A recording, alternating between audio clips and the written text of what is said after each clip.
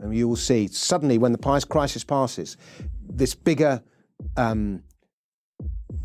space in the economy that government occupies won't be ceded.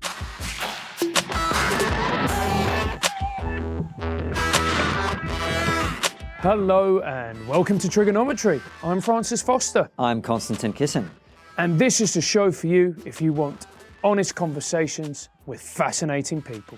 Our brilliant guest this week is a comedian, author and overall good egg, Dominic Frisby. Welcome to TRIGGERnometry. Thank you very much, Konstantin. Thank you, Francis. Thank you. I love the way you paused after me, as if you were considering whether to thank Francis. Well, no, I tell you what the pause was, because normally there's only one host. Yeah. So I thought, thank you, Konstantin. Then I realized, Francis. So I sort of, he's there as well. Yeah. The pause was thought. I introduced you, you're a man of many skills, but one of the things is an author, and you are the author of a book that's doing very well right now, which is this book here, Daylight Robbery. Yeah. Which is all about tax. It is about tax. A riveting subject.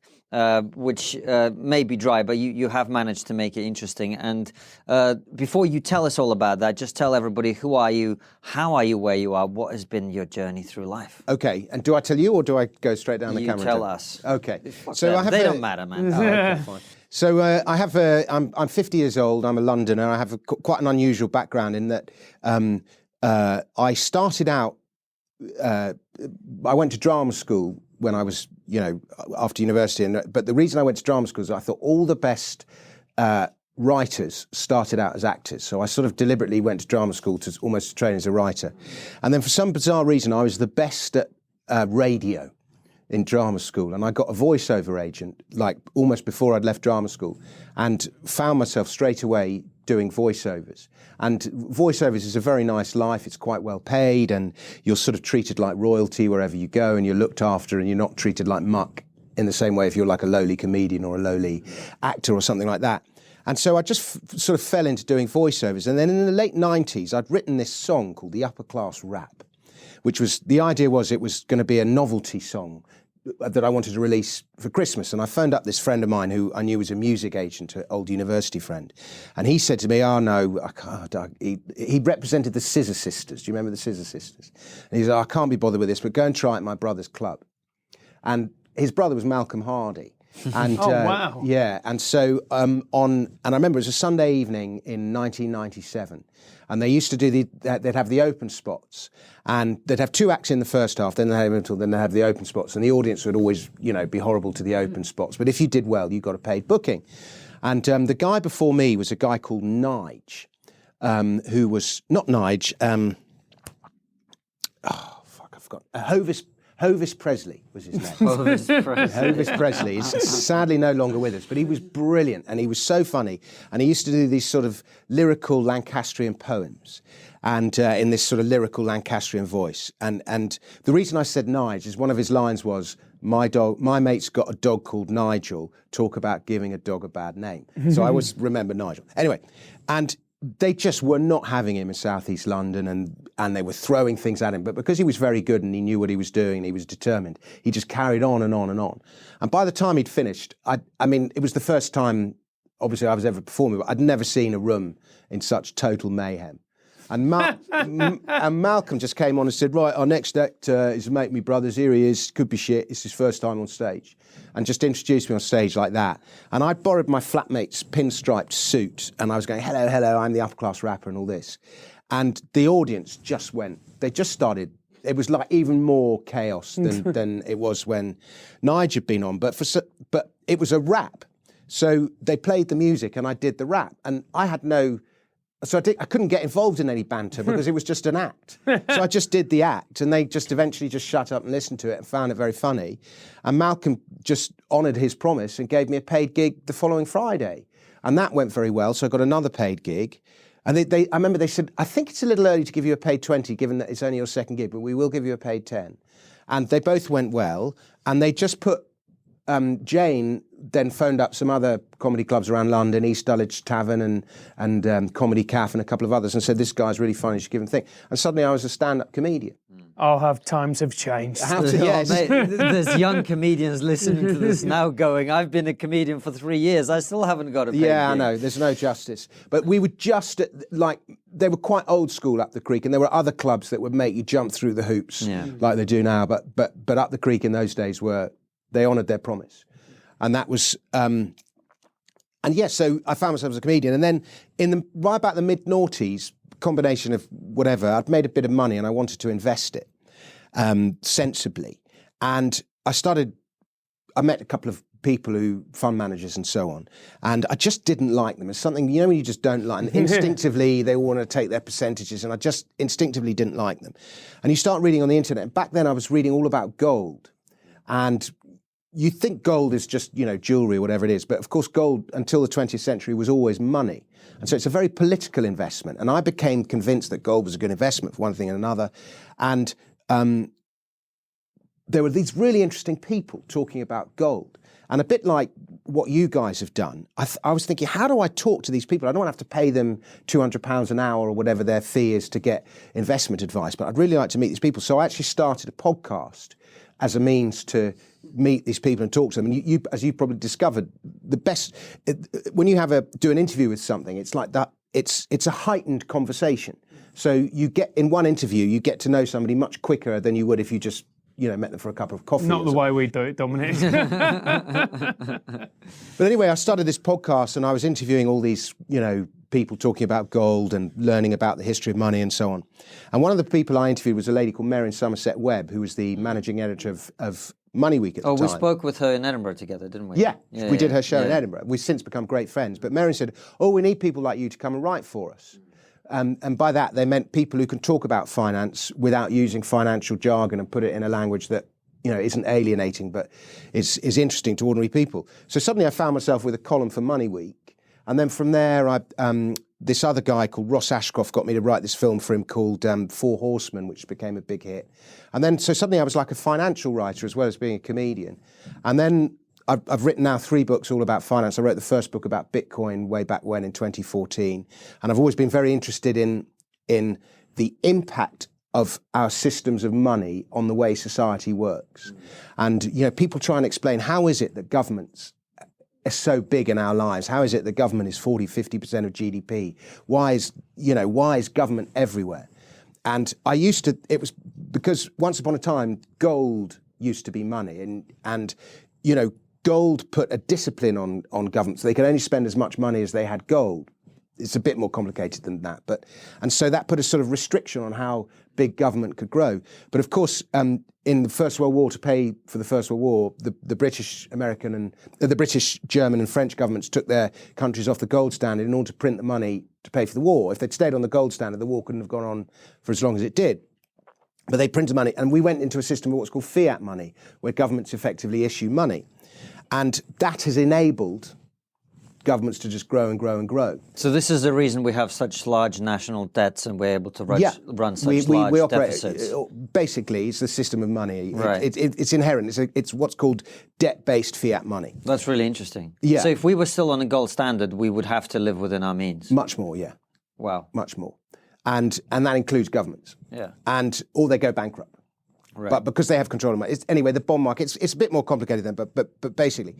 And so this was my big sort of theory. And then in about 2015, I sort of developed the thing, and I was thinking, no, it's not just money, it's tax as well. Taxes, and so I started reading about tax and became slightly obsessed with it and did a show in Edinburgh called Let's Talk About Tax 2016.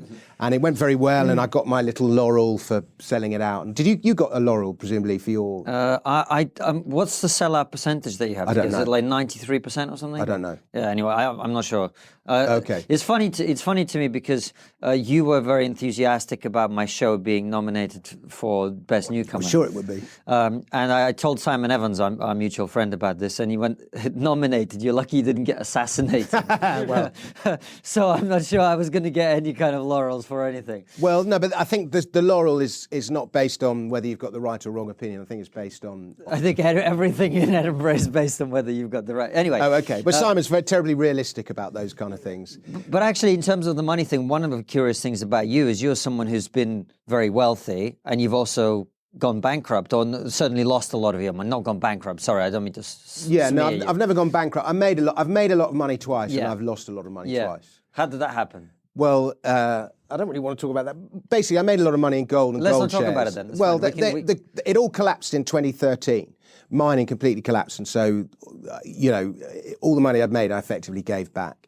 And then I was very early into Bitcoin, and so that was an extraordinary opportunity. But unfortunately, I got hacked. Yeah. And so I had my Bitcoin stolen way back when. So you'd be like a super millionaire. Yeah. By now. Fucking hell, he could be funding this podcast honestly, right now. Like I come to terms with it now, but in 2016, 2017, when Bitcoin went to $20,000, I was like, every night I was having sleepless nights going. Oh my God. You could like never have to work again, retired. Yeah. There's one thing I've always wanted to do. I've got this West End musical that I want to put on, and in order to put it on, I need like probably £5 million, and so a lot of money, but I could have just I'm doing that. Fuck. Really? Yeah, and without it being an issue. Now, I think this story with Bitcoin. I bought half a Bitcoin for £200. And then when it went up to £400, I was like, oh, look, I've doubled my money, and I sold it. Half a Bitcoin now, that's what, like $6,000?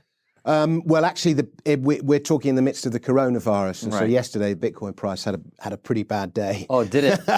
So it's probably only worth maybe $3,000 now, something like that. Okay, all right. So, Wow, the fluctuations are huge. If I had a Bitcoin for every person that's told me a story like that about how they sold too early, I'd probably own the entire global supply. Well, look, we've touched on Bitcoin, so why don't we talk about crypto just very, very quickly? Because you were triggered by our interview with Jim Rickards, were you not? Yeah. You got very upset with Jim, but he basically... No, I've not. I haven't actually seen the interview he did with you. Oh, but, okay. But Jim and I had a big debate at Kilkenomics. Right. So, were you in the audience? Were you there? I don't think you were there. No, I wasn't there. But essentially, we were talking about it in the bar at Kilkenomics, because Jim's position, and I hope I'm not misquoting, he basically says that it's a bit of a fraud. Yeah. It's not a bit. It's a fraud, he thinks, and it's a bubble, and it's the worst type of bubble. You disagree with that? Can you put the case forward for Bitcoin and crypto, and why is it a good thing? Well, I would distinguish between Bitcoin and crypto because there are lots of okay, so let's just backtrack a bit. Every time you have a new breakthrough technology, you almost always, it is accompanied with a speculative bubble. So if you think of the internet, there was a huge bubble in .com stocks, and the story around the internet was, the internet is going to change the world. And that story was right. It is going to change the world. It did change the world. But that didn't stop loads of stupid speculative money going in, and, how many .com effectively scam companies there were, people raising money for just ridiculous companies. And you had it with the railways, for example, in the 1830s and the 1850s in America and the UK. There were huge bubbles around railway technology. And it just always happens. You get a new technology and, everyone gets very excited about it and it gets ahead of itself. But you need bubbles because bubbles accelerate the investment. So if we didn't have that bubble in tech in 2000, the railway tracks wouldn't have been laid, the cables wouldn't have been laid. So it accelerates investment. So, a lot of people say, oh, bubbles are terrible. Now, but what you have with Bitcoin, it's a new technology, it's a breakthrough technology. But not only that, it's a new technology that is a new system of money. So if you were like a Marvel comic superhero designing like the ultimate bubble, it would be Bitcoin. And there's a finite supply of it. So that again drives up, increases the speculative potential of it, and so it is inherently bubbly. And people go, Bitcoin's a bubble. There have been about maybe 5 booms and busts in Bitcoin in the 10 years that it's evolved. It is inherently speculative, and if you think of all the they're known in the crypto community as shit coins. But if you think of all the shit coins that have sprung up, on the back of Bitcoins, there's about 95% of them are scams one way or the other. So there are loads of scams in the Bitcoin space. And then there's the story that Jamie Bartlett's he did on the radio about the crypto queen. You know, that was just a massive, massive scam. And I believe the people that were involved in that scam believed in it when they were operating, but that was a sort of self-delusion thing. I think, you know, the best scammers actually they kid themselves when they're performing the scam. So when Jim says it is, you know, it is full of scams and frauds and all the rest of it, but Bitcoin itself is not a fraud. And Jim has made a big mistake. Jim's, he studies money and has been writing about it. Jim should have just bought some Bitcoins. And because you just look at it and you go, it might not be, but it has the potential to be the default cash system of the internet.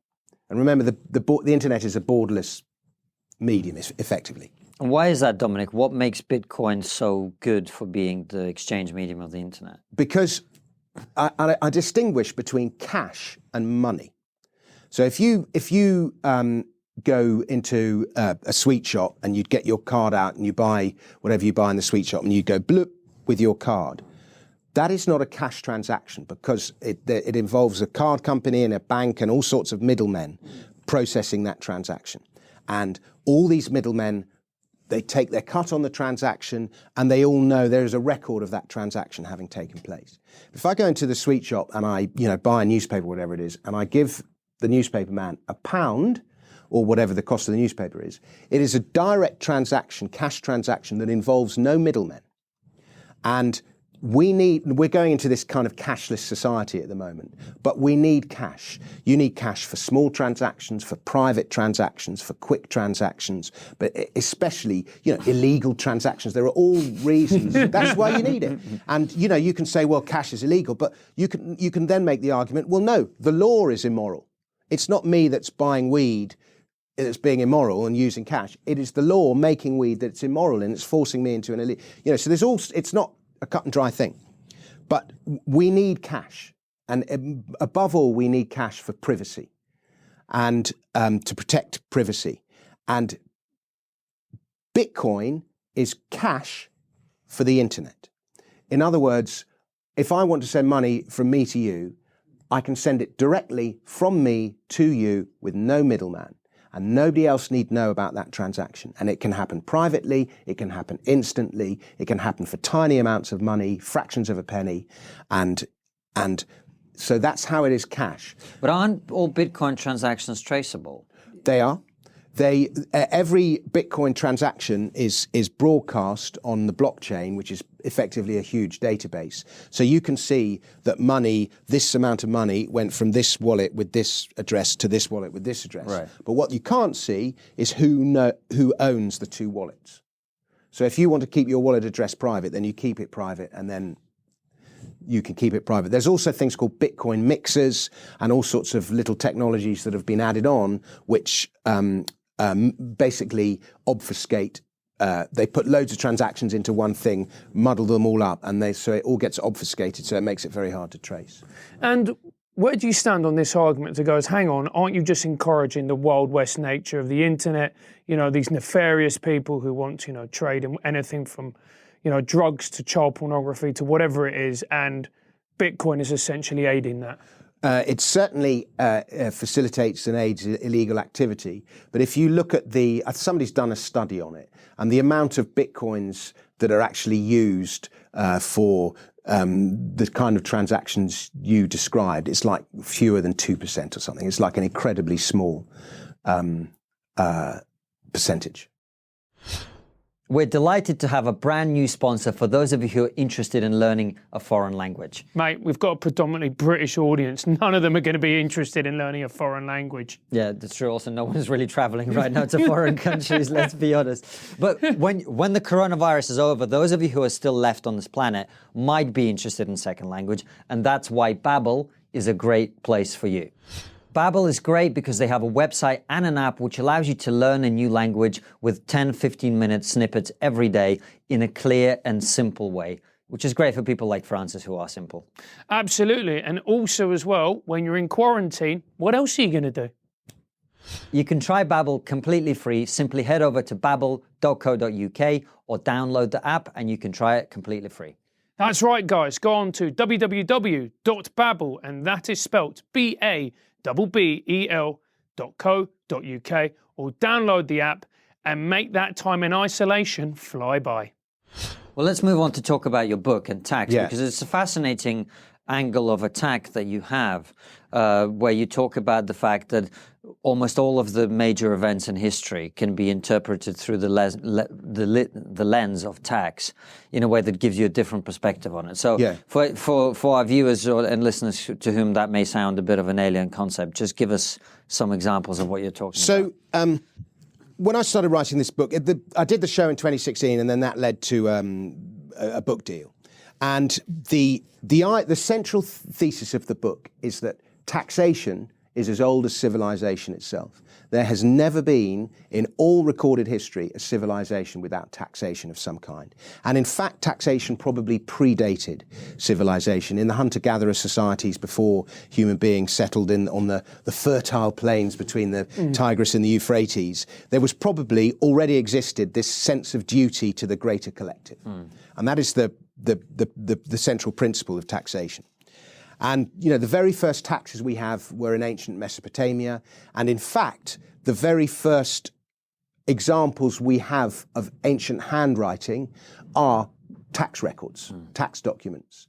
And you can look at this, tax records are always, historians always look at tax records first because they're, for obvious reasons, the best preserved records because they're records of debts. And in all the time since then, there's never been a civilization without taxation. Now, taxation can take various different forms. So you pay taxes in cash, but in ancient civilization, there wasn't necessarily money yet. So you might pay your taxes with a share of your produce is given. And in fact, the very first tithes were in ancient Mesopotamia, or a share of your labor. So taxes are not just taken in cash, they're taken in the form of labor. And then you have these sort of two extremes where you might have a slave at one extreme where 100% of that slave's labor is owned. In fact, the slave has no ownership of nothing. And at the other extent, if you have a complete anarchy with no government, no leaders whatsoever, so total freedom, nothing is taken. And so those would be the two extremes. But that society where nothing is taken has pretty much never existed. Although in ancient Greece, quite interestingly, in ancient Athens, before the Peloponnesian War, taxes were voluntary. Oh, really? Yeah. So it's like Greece now then? Well, sort of. So they were voluntary, and how did people pay them? Yeah. The taxes were only paid by the very rich. Oh, okay. And it was expected that there was this sort of culture of social duty and benevolence in ancient Greek society, and there was this idea of that. So if you think of someone like Pericles, King Pericles, they would, if it was deemed that the city needed a games, or it needed a new bridge, or it needed a new building built, or it needed a warship, or whatever it is, it would be beholden to the rich to pay for the construction of that, for those games, or for that building, or for that bridge, or for that ship. And not only were expected to pay for it, they would be expected to carry out that work as well. So rather than give your money to a bureaucrat who gives it to a company to do the thing, that person would carry it, and they would then put their own name on it. So it would be, Pericles' bridge or Pericles' building. And many of, the greatest buildings in ancient Greece were built in this way. It was called liturgy. The Parthenon, it's believed, was built. And, they provided the warships that protected the Athenian shipping lanes from pirates and so on. Athens back then was a big trading empire. And because the rich person was putting his name on it, his reputation was at stake. So the actual result was he obviously often carried out the piece of work to the highest possible standard because his reputation is standing, and would often spend more than the minimum. Whereas now we have this culture of, paying the least possible tax. They would often spend more because they wanted to make sure it was done to thing. And it was this sort of your kind of social duty. And funnily enough, duty, we have this word duty. Duty is actually a tax. It's another word for tax. Right. So you have all these different, but there has, in all that time, there has never existed a society without taxation of some kind. So that was the first kind of realization. You know, as Benjamin Franklin said, you know, taxes and death are the two inevitabilities. And actually that phrase, he wasn't the first person to say that. He's credited as being the first person to say that. But the first person to say that was actually in a comedian in an early 18th century farce called The Cobbler of Preston, this idea that these are the two inevitabilities. Anyway, but you can look back through history and you get this, you suddenly realize that tax is power. If a king or a government or an emperor, whoever the leader is, as long as they control as soon as they lose their tax revenue, they lose their power. Taxation is power, it is control. And when you start to look at things through that, you know, imagine if governments today don't have their tax revenue, pretty quickly the whole thing falls apart. And you then think every war in history was funded by some kind of tax. Every single war. You tax during the event, and then afterwards, you know, the conquered territories would be plundered and then taxed. And often wars are funded through debt, but debt is just a taxation on the future. I regard debt as another form of taxation. Every revolution has been a rising up, a revolt against some kind of injustice perpetrated by the tax system.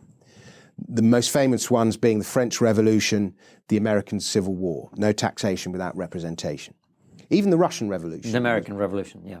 No, that was the US American Revolution, but even the Russian Revolution was... No, sorry, you said American Civil War, that's why. Sorry, the American Revolution. Yeah. And, sorry, I always get those And the two Russian Revolution. Tell me about that one. Well, you're going to know more about it than I am. Highly unlikely, mate. Well, okay, but it was an overthrowing of serfdom, yes. effectively. And, yes. and serfdom was, again, a system of taxing and rules. Serfs paid... they didn't necessarily pay cash, but their labour was owned and they paid their labour and their labour was taken by their lords and so on. And funnily enough, quite interesting, serfdom was overthrown in Western Europe. The feudal system was overthrown in Western Europe by the Black Death because it wiped everyone out, and suddenly there was a shortage of labour and serfs were able to demand their freedom and payment for their labour. And so even though, you know, 2/3 of the population was wiped out, it gave serfdom the freedom. Black Death never hit Russia in the same way that it did Western Europe. And so the culture, the system remained, and it took, you know, the Russian Revolution to get rid of it. Well, there's a silver lining to the coronavirus. Yeah. If 2/3 of us are wiped out, the rest of us might have some better bargaining Well, tools. that is there is that argument, but it's not one I entirely agree with. It was just a fucking joke, mate. I know. But so, you know, so then you think every war, every revolution, you know, even things like the birth of Christ.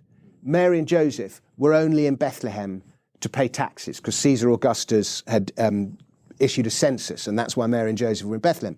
If Augustus hadn't issued that census, and by the way, census, where we get the word censorship, the censor in ancient Rome was the guy who adjudicated public morality, but he was also the tax collector. Right. And there's often been this moral thing with taxes. As I said, we mentioned the word duty.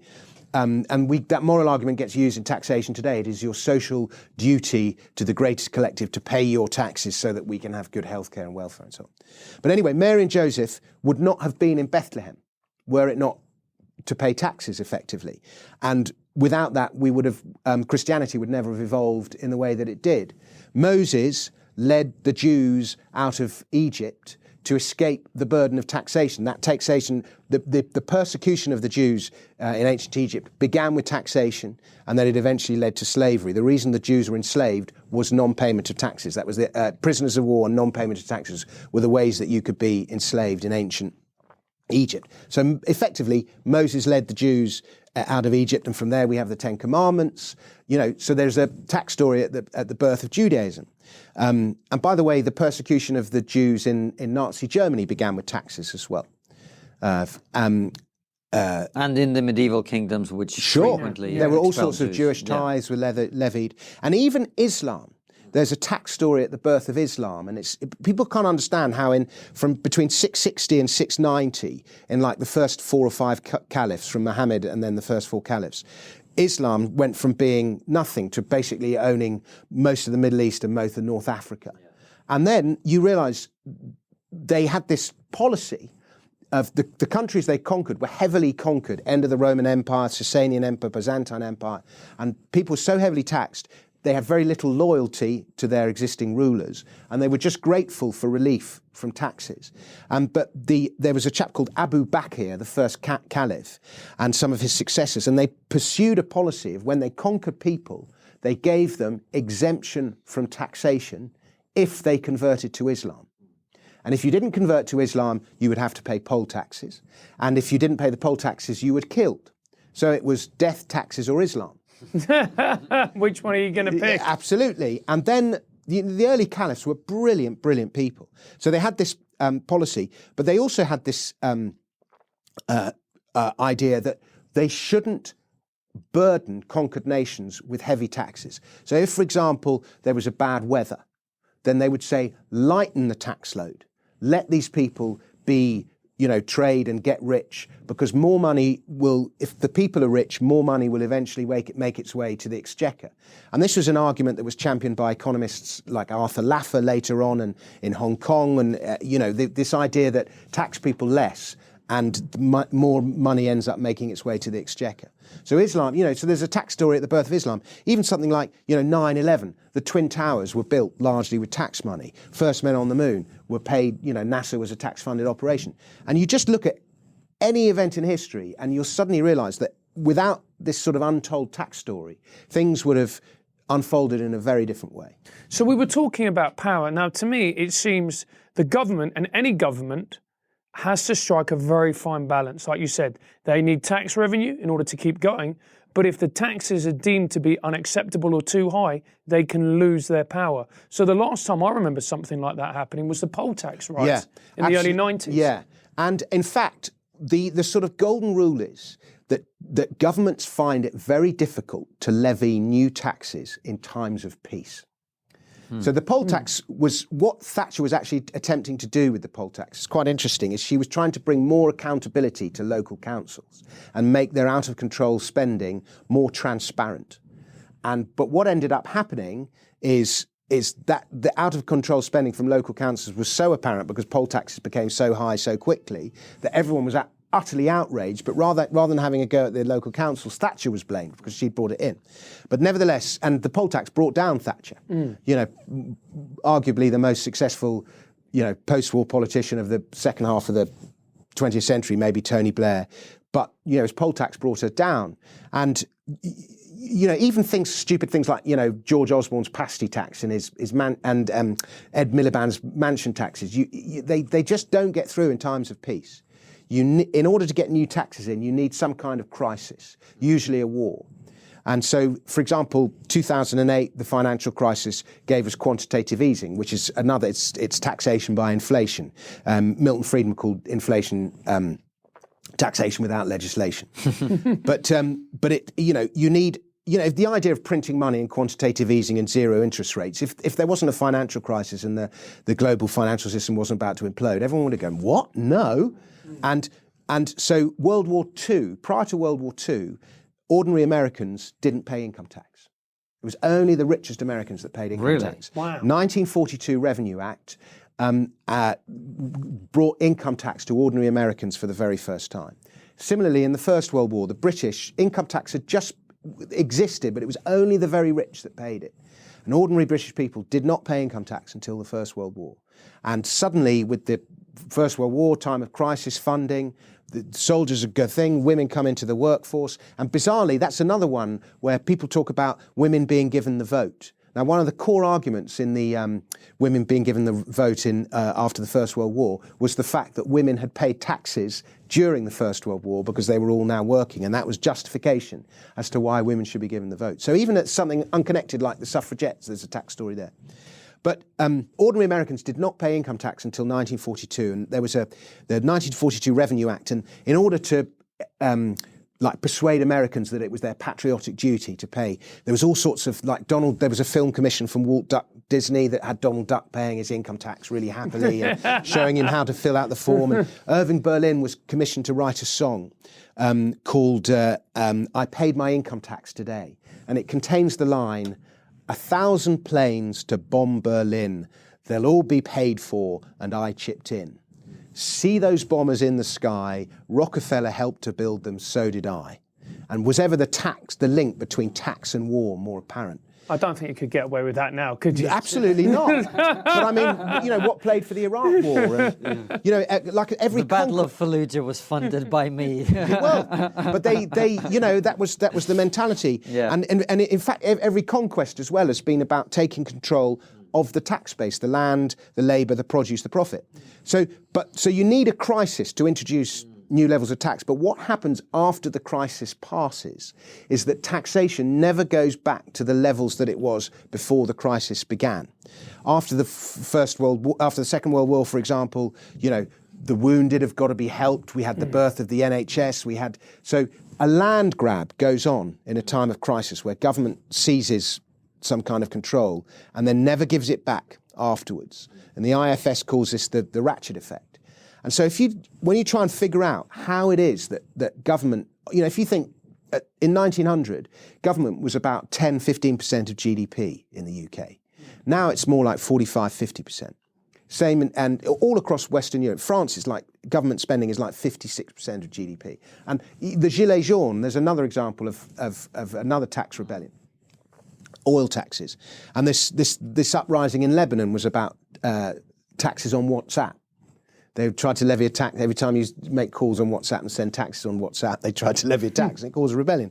So you need a crisis. And coming back today, we've got this coronavirus crisis going on.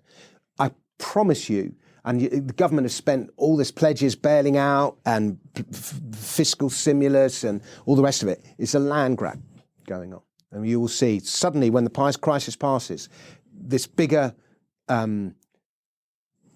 space in the economy that government occupies won't be ceded. The Tories are supposed to believe in limited government, but no, they don't anymore. Yeah, they're just social democrats by another name, and so that's what we'll see in this crisis now. That's very interesting because under austerity, they put the VAT up to 20%, didn't they? And did they ever reverse it, or is it still at 20%? No. They've halted taxes now a little bit. There's no extra. We just had the budget this week, and there's very few extra taxes on things like alcohol. All the sin taxes have been flattened. There's little, but this is one of the big arguments that's going on in Europe. Is in order to get legislation through the EU, they have to have 100% agreement amongst the member states. And they're trying to harmonise taxes. They want higher levels of VAT. They want to introduce financial transactions tax. They want to introduce digital taxes. But they can't get it through because they need the agreement. So they're trying to change the European constitution to just a majority. And they use, Juncker and various others use all sorts of the most Orwellian language to describe, for the common good, this we don't need majorities anymore. And without a total majority, the smaller EU member states will get shafted by greater taxes. So, but as soon as the EU starts setting taxes rather than individual nation states, then the whole power structure of Europe changes. You can see Dominic is the author of the song 17 Million Fuck Offs about the success of Brexit. Yeah. That song did very well, didn't it? Yeah, it did. It was my hit. It got to number 43 in the charts. So not quite a hit. It needs to be top 40 to be a hit. But it was. I wrote it in March, just before we were supposed to leave and didn't. March 2019. And then I did a new verse after the general election in December. Well, I remember actually on Brexit Day, I turned on the TV to watch serious Sky News coverage of the event, and it was just loads of people in the background going "fuck off" along to the music. That I don't think I will ever have a better moment in my entire life. I performed that song on Brexit night in Parliament Square, somewhere between 50 and 100,000 people. And just singing that song, I'll never do such a big and memorable gig. But the really funny thing about that gig is the idea is you list all the things that they said would happen if you voted to leave. There'd be food shortages and riots and no sandwiches, and there'd be an outbreak of super gonorrhea and all these stupid things they said would happen. Funnily enough, they are happening. Yeah. But not quite for that reason. But anyway, all these things would happen. And the English told them to fuck off, and that was the catchphrase. But I was told if I sang the English, if I said the word fuck in Parliament Square on this thing, I'd be done for a public order offence. So I said to the audience, I don't want to get arrested. I don't want to land the organisers of the event in trouble. So I'm going to say fudge. And so every time the thing comes, I go, the English told them to fudge off. But you can all sing the lyrics as they were originally written, and I don't think they can arrest 50,000 of you. So the audience all just sang it. And there's this, as you said, there's this hilarious interview with Nigel Farage, where he's trying to do an interview with Sky from the thing while I'm singing the song in the background. And all you can hear is, the English told you to fuck off. The English told you to fuck off. And Nigel Farage is going, it's very difficult to hear. It's very, and it's this wonderful thing. And he can't hear because all he can hear, and everyone's trying not to laugh. Is there a tax dimension to Brexit? Well, yes, I very much think so. Firstly, that thing I described of the European EU trying to harmonise taxes is one danger. Centralised power effectively in Brussels, and Brexit was a vote against that centralisation. But I hoped that, I voted for Brexit mainly because I'm a libertarian and I believe in as little government as possible, and it removes a layer of government effectively. But my hope, perhaps a little naively, was that it would lead to a sort of, most libertarians voted for Brexit. Quite a few didn't, but I think the majority of libertarians were in favour of it. And we were hoping that it would lead to a much reduced government in the UK and a much freer, sovereign society. But that doesn't appear to be the case. So, Dominic, you say that you're a libertarian and that you would prefer smaller government, lower intervention, lower taxes. Can you make the case for libertarianism and why you believe in smaller government? Because if you look at all throughout history, the happiest, the most inventive, the most innovative, the most wealthy societies, the greatest societies in history have always had very high levels of freedom. Whether it's the early Roman Republic or ancient Athens or the greatest societies, that freedom reduces as the society evolves.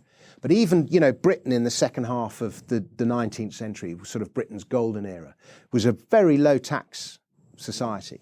Early America, the great America was extremely low tax society in the second half of the 19th and early 20th century.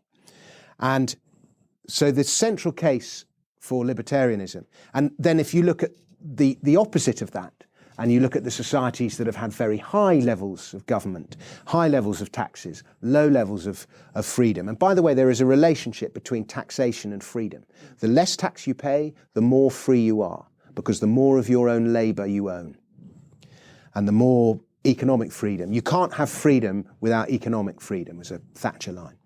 And so the central core is the less tax we pay, the freer we are, the more free we are to experiment with our money, with our ideas, with our thought. All you guys are big free speech guys. It's all part of the same thing. Free speech, free movement, free trade. It's all part of the same. You get all these guys who are in favour of free speech but not free trade. Come on, it's free everything. And you have the greatest level of freedom, but you also have the greatest levels of individual responsibility. Individuals are much more accountable for their own actions, for their own choices. And as a result, they tend to behave better. And they tend to act in a way that benefits themselves and also, as a result, benefits the greater good. And so the greatest societies in history have always been low tax, libertarian type societies. What about Scandinavia? Because everyone always bangs on about how they've got this utopian society with high levels of tax and wealth redistribution. They do, and it's the core argument that's always used to champion Scandinavia. But I don't think Scandinavia is a particularly happy place at the moment, particularly Sweden. And Sweden's had all sorts of problems. But what Scandinavia gets right, And I think there's a thing in Scandinavia. Let me just describe what Scandinavia gets right in its tax systems is a much higher percentage of taxes are levied locally, where there is far greater accountability. So people can see that the taxes they pay, they can see the immediate consequences of it, and they can hold the people who are spending their money badly to a much greater account. So whereas in the UK, for example, much higher percentages are levied centrally and there's much less accountability. So I think people are happier to pay higher levels of taxes when there is greater accountability for the money and how it's spent. And there's a more clear, visible effect between me giving this money and being able to see how that money was used and the bombs that it was spent on. But the other thing that I think exists in Scandinavian countries, and I think is almost the weather that breeds this. And you get it, you probably get it in northern Russia, I'm not sure, I don't know enough about it, but you certainly get it in Canada, where there's this thing of, if you do not prepare for the winter, you die. Oh, yeah. So that breeds a sort of responsibility and a preparation and a collectiveness that maybe doesn't exist so much in, say, Southern Europe, or where it's hotter, where there tend to be much more laissez-faire, and so it's sort of almost the weather creates a culture. And so this culture of social responsibility and individual responsibility exists in the Scandinavian countries that maybe isn't as prevalent further south. And this is a question that I've always wanted to ask you, Dominic. So you're a libertarian, small government, low intervention. What about the NHS? The NHS, a National Health Service, is not the best means, in my opinion, to provide the highest standard of care to the most possible people at the lowest possible cost. And nor is state education the best means to provide the best possible education. There's so much waste in the NHS. It's just so big and bloated. It's so hard to run. And if you look at areas of the economy where it's pretty much a free market, they're not provided by the state. You look at something like food, for example, the food revolution that's happened in the UK. Now, food is as essential as good healthcare is essential to our survival, but food is largely not provided by government. And you just see the market at work in the food industry. We've got the most incredible variety of food now, the most wonderful quality. You can find fault with it because I don't like supermarkets, I don't like this. You can find faults with stuff, but there is so much choice. And the cost of food on a relative basis, like food, clothing and accommodation, made up over 50% of a worker's outlay. Or I think it was like 80% 100 years ago, something like that. Food, clothing and accommodation. Now food, clothing and accommodation is a much lower portion, like 15 to 20% of somebody's outlay, something like that. Maybe accommodation a bit higher. But they didn't have... The most expensive purchase you ever make is your government, of course, which is like over 50% of everything you ever earn will end up in the government over the course of your entire life. And so anyway, you look at something that is provided largely by a free market, food, clothing. We've got incredible choice. And, you know, I know we have food banks and so on, but really nobody needs to go hungry. You know, you can buy for £1, you can buy the ingredients to make an incredibly healthy vegetable soup or whatever it is, that would have been a luxury 100 years ago. And the problem with a National Health Service is it is run not for the benefit of the consumer, i.e. the patient, it is run largely for the benefit of the supplier. And whereas if you think, you know, you go into a shop, you don't like the service you get in the shop, you don't have to go to that shop, you can go to another shop. Or you can leave that shop a bad review, or you can not pay the restaurant. You know, the shop is so desperate for your customer, or the restaurant so desperate, they will try and give you the best possible service and so on. That dynamic doesn't exist in the National Health Service, and it should. In the 19th century, we had the friendly societies and much more insurance-based system of healthcare. And doctors were employed by local communities. And if that doctor's the doctors didn't like what the doctor was doing, local communities, he was held accountable to the local communities, and they could sack him and employ another one. That same dynamic just doesn't exist within the NHS. It's so rife with protectionism and special interest groups. It it is an absolute mine of crony capitalism. There's so much corruption landing these contracts, and you get these stupid situations where I'm going to get the figures exactly wrong, but some company is finding a way of charging the NHS £10 per packet of paracetamol, whereas you look at paracetamol on the free market, you can buy it for 20p. And it's absurd that the NHS is being billed these amounts, and all these inefficiencies that just wouldn't happen if small companies were running individual businesses within the NHS on a profit and loss basis, where they had to take much greater account of waste. So it's just not the best way to provide the best possible healthcare at the lowest possible cost. Now people go, if we didn't have an NHS, then people would go untreated, and I just don't believe that, because let's say healthcare wasn't provided by the state, and you go back to a 19th century, if the state wasn't providing healthcare, we would all have to take precautions to look after our own healthcare and provide for it, not just for ourselves, but for other people in the community as well. And so you'd have, I envisage if there was no healthcare, and this is idealistic chat, because the idea of getting rid of the NHS is just not realistic. But, people would have greater responsibility to look after their own lives, look after their own health, provide for their own healthcare, and provide for the healthcare of others in their community as well.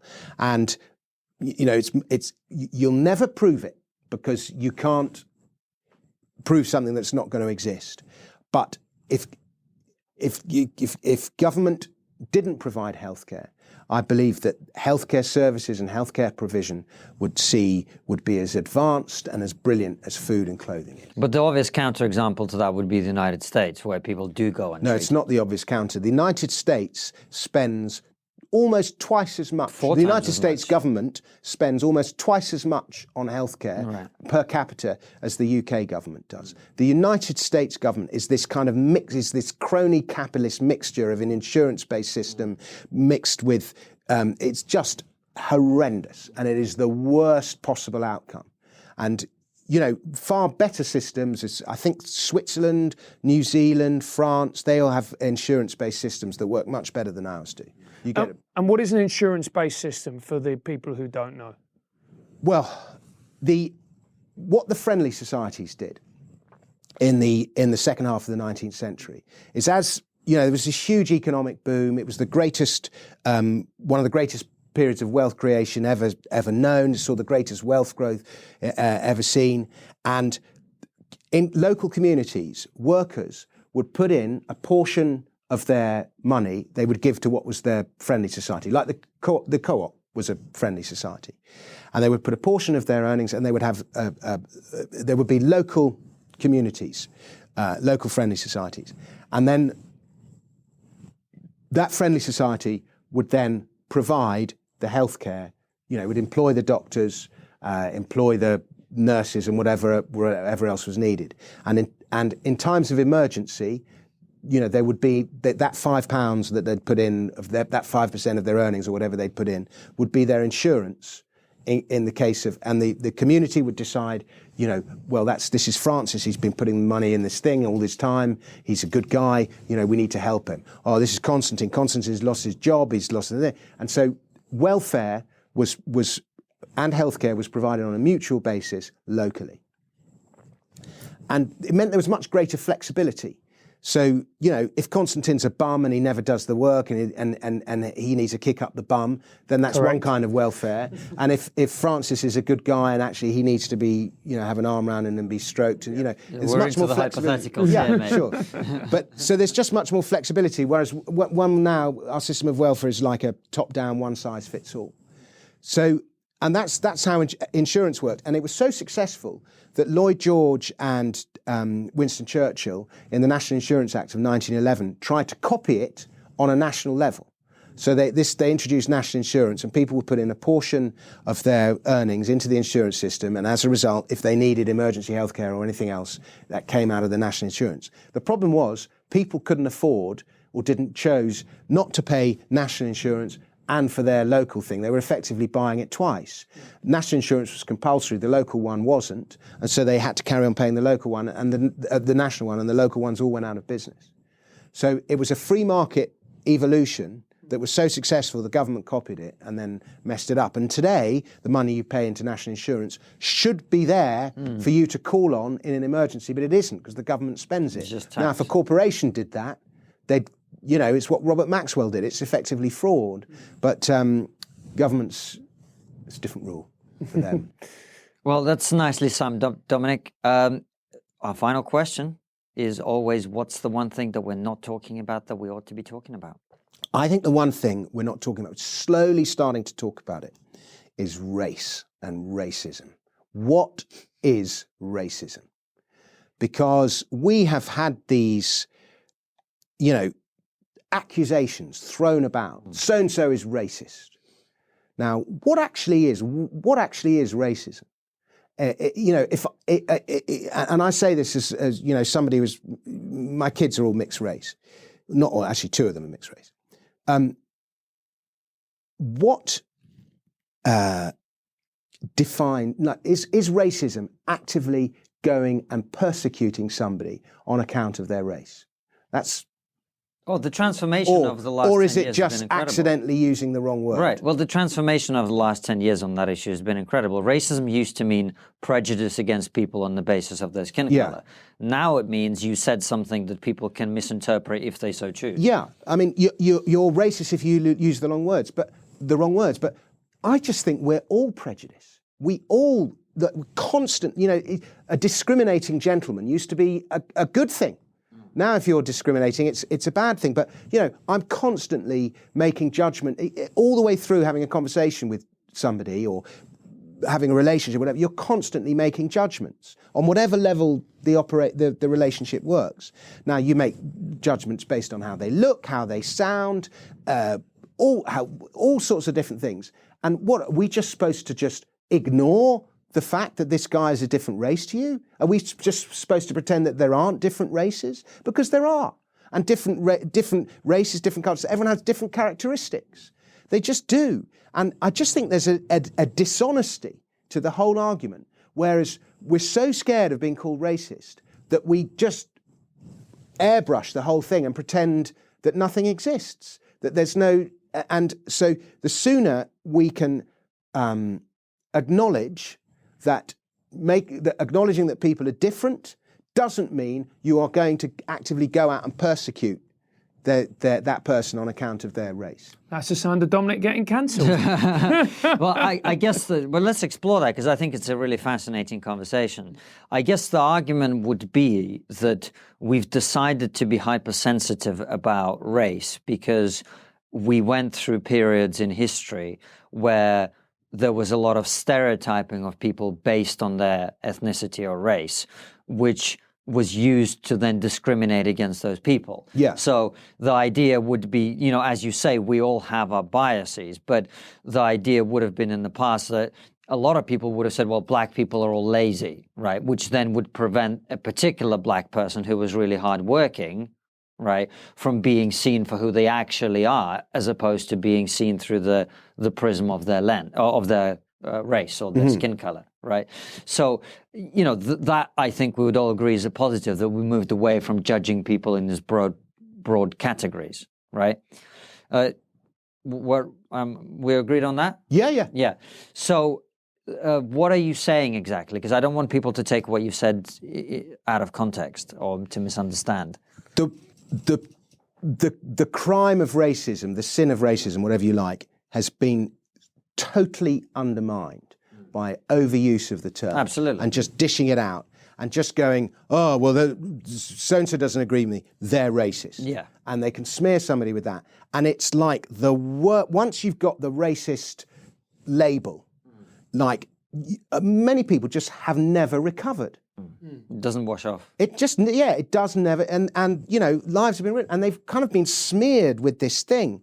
And it's a terrible thing to do to somebody. Like you get all these, but the problem now with racism is there's so much protection has gone on that it's just created so many special interest groups campaigning for, it's not just a race thing, it's just any type of identity is demanding that it's got, whether it's trans or Islamic group or a black group or a white, whatever. And now we've got this thing where there's almost like a white I've just written a song about this very thing called "I Am a White Man and I'm Sorry," and it's like there's loads of white people who are just going. Are complaining that they're victims of racism, and they are, because they're being overlooked in favour of jobs or whatever it is, because somebody's got to tick this ethnic. And so it's just this insane culture of special interest groups. And I just think, like, I think there might, be people who go, we always go, oh, I don't know, I hate Scousers. You go to Liverpool and, some Scouse bloke's horrible to you, and you go, oh, I fucking hate Scousers. And it's one of those things that you might say, and I hear Northerners coming down to London going, I fucking hate Cockneys. You just, whatever. The old definition of Now, that is racist, according to today's terminology. But just because, I've gone off, or I go to France and there's a huge queue in passport control or something, and I'm fucking French, whatever. That's effectively a racist thing to say. Now, but in saying that thing, I'm not advocating the persecution of Scousers or Northerners who come to London and moan about Cockneys. I'm not advocating the persecution of Cockneys. It's just one of those things that you say. So I think we just need to be more transparent and understand what is racism, which to me is the systematic persecution of people on account of their thing, and what is just normal human behaviour. We've got nothing to worry about as we voted Remain, mate, didn't we? We're as purist-driven Plus snow. our producers are Scousers, so we're fully in favour of oppressing Scousers. I'm immune from all charges because of the racial makeup of my family. But mate, it doesn't get me off with my brown mother, Venezuelan mother. No, but he actually married a woman of a different colour. Oh, there you go. I mean, I've got mixed race kids. Yeah, but, there you go. You need to. Every time someone accuses you, just bring out a photo. Yeah, I know. That's the way out of it. But Dominic, I've been given immunity. Yeah, you have. It just makes sure you've always got one with you at all times. Yeah. But she would. I mean, we're not married anymore, but she would have a go at me. On account of my, race, colour, background, age.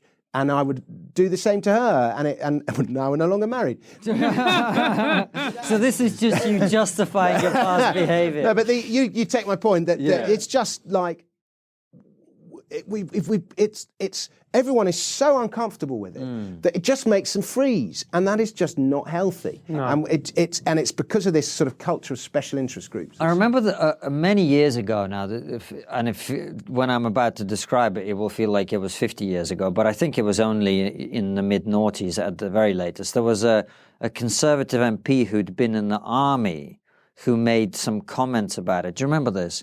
He said that, there's a lot of banter that happens in the armed forces. So if you were ginger, when people were making fun of you, they would call you a ginger bastard. Yeah. And if you were black, they would call you a black bastard. And everybody accepted it as part of the culture. And he got instantly destroyed, had to resign, all this kind of stuff. But it is, and particularly... But I think that is what you're saying. I am. And I remember being in a pub, and this would have been probably early noughties, something like that, and being in a pub, and I was watching a football game in the pub, and Andy Cole, it was Man United were playing, and Andy Cole missed a really goal he should have scored. As he was prone to do, let's be honest. There's a bloke watching the telly in the pub, and he's saying, "Oh, you black cunt."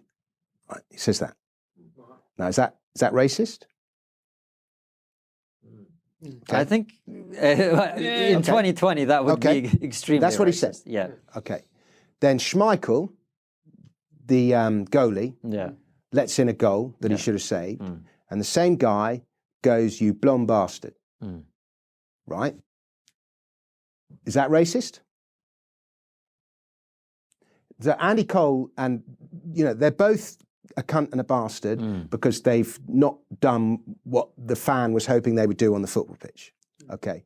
They're not, Schmeichel's not a bastard because he's blonde. He's a bastard because he's a guy, he's a bastard who happens to be blonde. He's a bastard because he's letting a goal and he happens to be blonde. Yeah. Andy Cole is not a cunt because he's black. He's a cunt because he's missed a goal and he happens to be a black guy. Right. Okay, now here's the clincher of this story. It was a black guy who said it. It was a black guy who called Andy Cole a black cunt. Suddenly we can breathe again. But this is And I was holding my breath. no, but like just in having this conversation, Yeah. and I sort of almost regret already having this conversation because I can see it dramatically backfiring.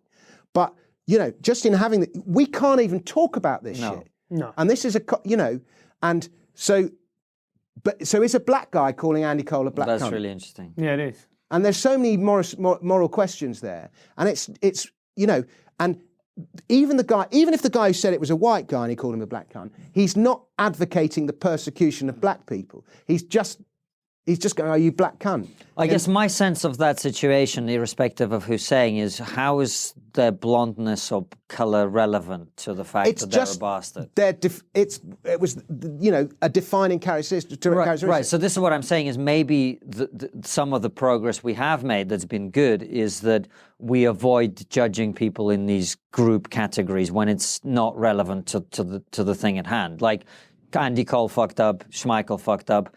Do we need to bring their skin color or hair color into it? Maybe we just leave it out. Do. Well, yeah, but then that's a form of censorship, and and you can choose as an individual. No, I'm not saying we censor that. I'm not saying, but you can self-censor. But that's just an individual using his judgment. No, all I'm saying is maybe in that situation we learn not to make an issue of those things when it's not relevant. That's all. Do you see what I'm saying? Yeah, but I just yeah, I guess so. Yeah. I mean, I think a society in which everyone goes around calling each other black cunts or white cunts or whatever is probably not. It's probably not a good thing. But it's a football match. Yeah, I think the real lesson. It's in a pub.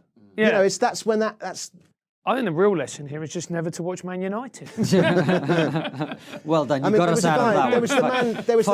There was the Man City player, Bernardo Silva, who got done earlier this season for calling Benjamin Mendy, the black left back, Portuguese guy, joked that Mendy looked like some cartoon character. Yeah, from Spain. Yeah, but they were like mates, weren't they? Yeah, Mendy found it very funny. Yeah, but it's like me going to you, you look like whoever. Yeah, or it's like Francis saying we're going to deport you back to Russia. I don't take it personally because it's a joke. Yeah, right. But then FIFA decided to get involved and got all holier than thou. And didn't he get? He got banned, didn't he?